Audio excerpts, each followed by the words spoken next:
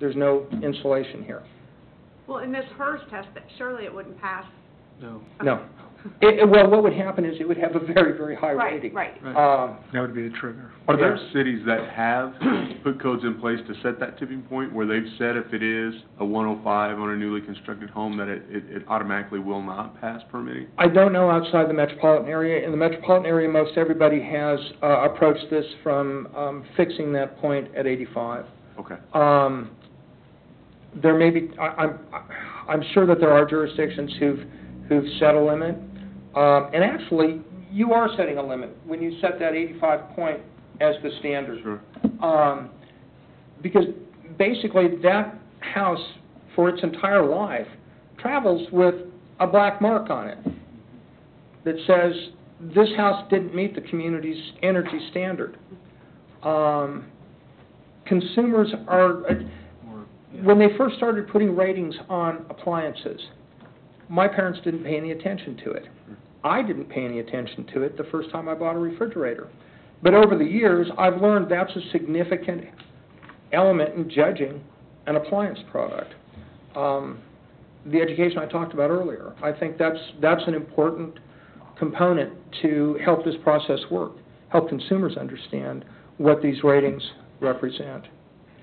By having a certification process that, in the event the rating fails to meet the community standard, you then have an opportunity for the homeowner to approve this reduced rating or not to approve the reduced rating. Remember, that document has to be signed and approved by both the homeowner and the builder. Yeah. So I think that's really where this is going. Is, we're we're a free market society, and the consumer's going to push that envelope either tighter or relax based on the consumer needs. So I think, from our perspective, we need to start at some point.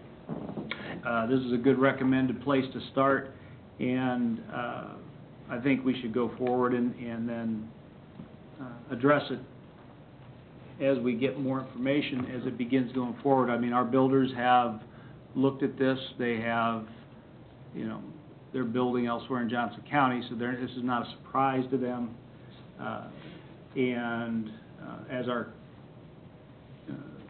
new home purchasers become more savvy, they'll know what questions to ask. So, any other items on this other than, I think we've kind of this one home? I just have one quick question, more I guess in the weeds for you, David.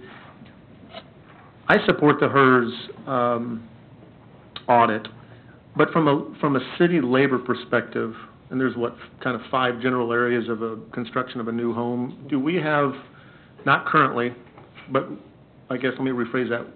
Would we be able to meet the demands of this particular audit system, HERS, for the accreditation? We would not. The way the code is proposed is that either the builder or the homeowner would be providing that information to us. The HERS, before the building official issues the building permit, the credentials of the proposed auditor would have to be submitted and accepted. So basically, it's an outsourced piece of work by certified professionals. Coming to us. Coming to us, and we would be required to review it. Okay. If it was something like we do many things, if it was outside of our, we needed help, we could always bring in someone to help us. Absolutely. So I think... So the burden is not any different than... That would be correct. It might even be less than, and more quality. It's basically a post-construction requirement. It's by certified personnel, and it's something that's submitted to the city. Okay. If I might offer an analogy, the building code in commercial construction requires individuals known as special inspectors. They do things like certify welds, steel, high-strength steel bolting. Building inspectors don't do that work. Third parties hired by the contractor or by the building owner who are trained, certified, typically licensed as engineers, actually do that sort of work. The HERS rater is likewise an independent third party who is trained and certified through nationally recognized testing that they possess the skills necessary. That's one of the, I think one of the things that's great about the HERS system is they have in place a certification process for these home performance evaluators that allow a building official or a contractor or a homeowner to determine that they meet professional standards of skill and knowledge associated with that process. It is the responsibility typically of the contractor to retain that individual. I can see circumstances where the homeowner may wish to assure an additional level of independence and hire a certified rater themselves. Well, that was the added value I was looking for, so I appreciate your additional Very comments. much like, in fact, they really are special inspectors. They're just not identified in Chapter 17 as special inspectors. Okay, thank you. So next steps on this? We would bring this back to you next week for consideration, and if adopted, the effective date would be April 1, which conforms to what the other jurisdictions who have or will adopt are using. Can I ask one more quick question? For some of the items, like the insulation, that we know are downgraded from what the recommendation is there an opportunity to, and I don't know if we want to do this, but would there be an opportunity to say, we're with the R13 now for 2 years, but in 2015, the expectation will be that we'll update the code to reflect the R19. I mean, I guess, I understand the need to phase in implementation of this, but is there an opportunity to establish some dates in there that say, as of this date, we will? Yes. There is a way, and actually the cleanest way to do it would be the codes are basically updated every 3 years. So when the, when the 15 code is under consideration, that would be something you would be deliberated on. Similarly to the escape clause on the HERS rating, that may be something by that time the communities are eliminating. So yes, you will have an opportunity, if you wish, just wait until the next coded volume comes out and consider it at that time. But they are on a 3-year cycle. Okay, thanks.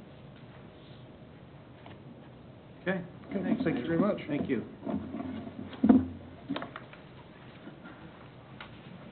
Next item is a discussion about our upcoming budget and planning sessions. We've got a presentation from Mr. Hart from the audit firm, Allen Gibbs & Hulick, who we just engaged for a small little session with the... Yeah, Mr. Hart is here to discuss basics of governmental fund accounting, and very basic, so have no fear. And then he will discuss the best practice of budgeting, strategic planning to outcomes-based budgeting. Great. Mayor, members of the council, thank you very much for having me here. It can't be understated the amount of work as you as governing body have to go through on a daily basis, even into the evening. I spent my entire career in government, 15 of which has been in Laura's shoes as a CFO of both Olathe and the Unified Government, and have found a tremendous respect for what you have to do on a regular basis. That being said, having me here tonight, not just me, but actually entertaining the concept of budgeting to outcomes, you should be applauded for that. Because what you've had to do is set aside time from fighting fires to talk about what you see as the future at Gardner. And then how can you make a difference? What are your dollars going for, basically? But before we get to that, what I would like to do is give you a little bit of basics on say, fund accounting. I'm not going to make accountants out of you. We'd be here till, well, Friday, really, if I did that. But, you know,